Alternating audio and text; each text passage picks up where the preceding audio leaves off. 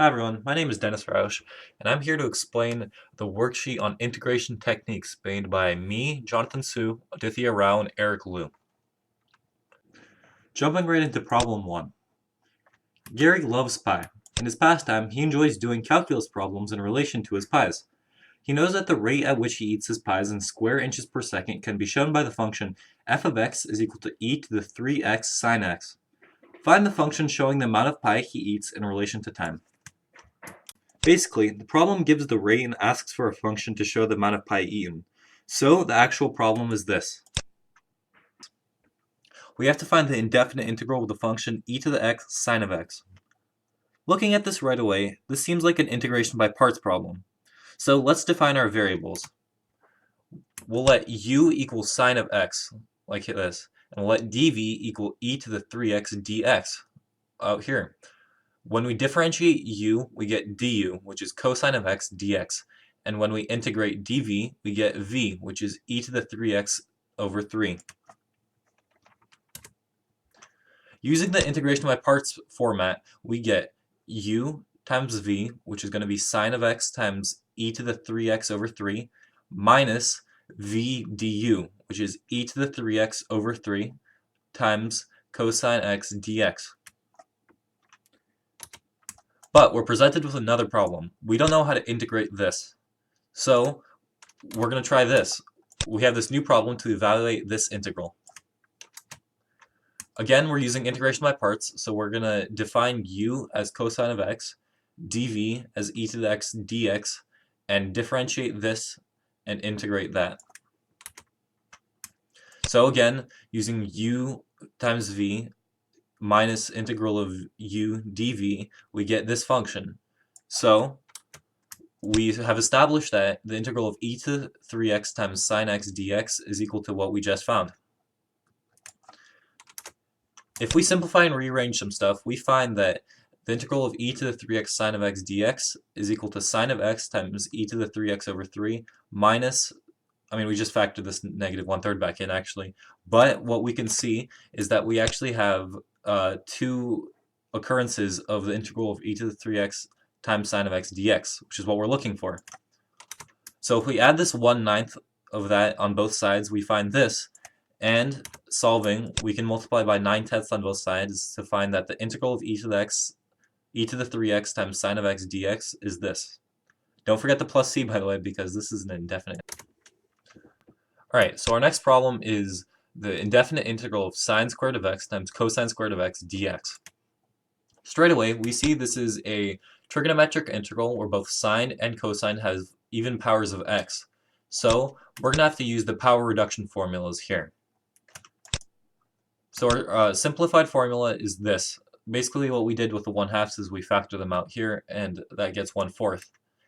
We can simplify this even further using difference of squares, and then even further using a power reduction formula.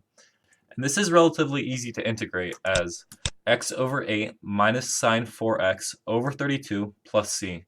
Again, we have the plus c because this is an indefinite integral.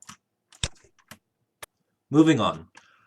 Our next problem is to evaluate the indefinite integral of the square root of 4 minus x squared over x squared dx. Here, the best thing to do is to use trigonometric substitution. So we identify that this top expression up here matches this one, with a equal to 2. So our substitution is going to be x is equal to 2 sine theta, and we're going to use this identity. So letting x equals 2 sine theta, once we differentiate that, we find that dx is equal to 2 cosine theta d theta, and we can simplify this top radical up here as 2 cosine theta. So plugging everything in terms of theta, we find that our value we found here, 2 cosine theta, over x squared, which is just this value squared, times d theta, or actually dx in terms of d theta, which is this. Simplifying, we find that cotangent squared theta d theta. Using trigonometric identities, we can find that this is actually just cosecant squared theta minus 1, which is integrated as this, because this is the integral of cosecant squared. Okay, so now we have to put this expression back in terms of x. So what we're going to have to do is draw a triangle. Here with theta on this side, we know that x is 2 sine theta because that's how we defined it. So that means that sine theta is x over 2, which is opposite over hypotenuse. So our opposite is going to be x, and our hypotenuse is going to be 2. And using Pythagorean theorem, we can find the last one here. Since cotangent is adjacent over opposite, in terms of x, cotangent of x will be adjacent over here, which is square root 2 minus x squared, over opposite, which is x. And we know theta is equal to sine negative 1 of x over 2, because that's how we defined it. So our final integral is going to be negative square root of 4 minus x squared over x minus arc sine of x over 2 plus c. Again, the plus c because it's an indefinite integral. Okay, so our next problem is to evaluate a definite integral this time from negative 1 to 0 of this function here.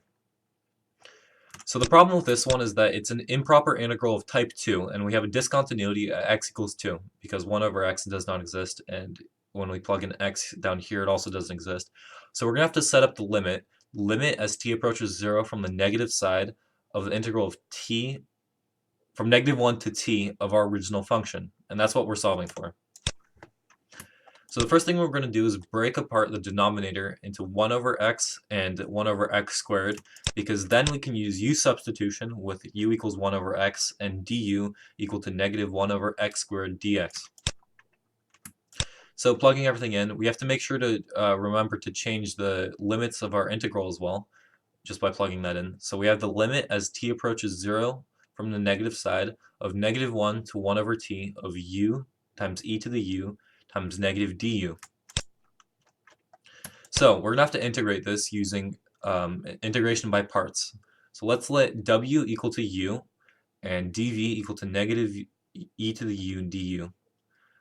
So once we differentiate that and we integrate that, we find dw and v. So we have the limit as t approaches 0 from the negative side of negative u times e to the u plus the integral from negative 1 to 1 over t of e to the u du. And this simplifies as the limit as t approaches 0 from the negative side of e to the u times u minus 1 from 1 over t to negative 1. You may have noticed that our bounds have switched. That's because we originally had a negative, and what we did is we just flipped the bounds and got rid of the negative because calculus allows that.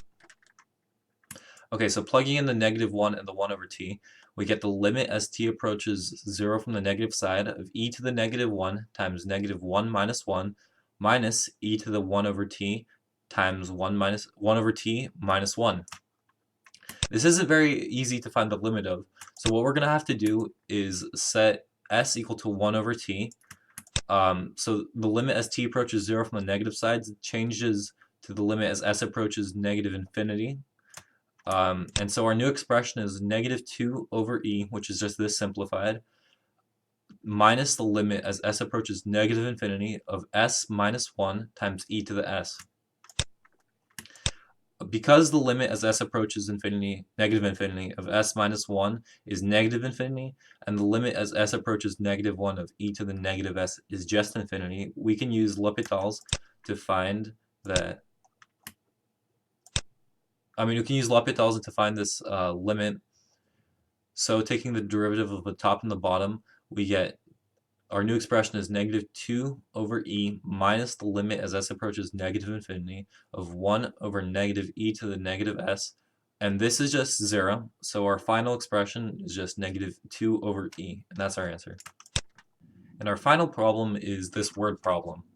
Rick's roller coaster at a certain x position can be represented by this function. F of x is equal to ln of secant of x. And what we have to do is find the length of the roller coaster from x equals 0 to pi over 4. So what this is actually asking is the length of the roller coaster from 0 to pi over 4. So what the actual question is, find the length of the curve y is equal to ln secant x on 0 to pi over 4. For this, we can use arc length. So first we have to establish our dy over dx. So our dy over dx is secant x tan x over secant x.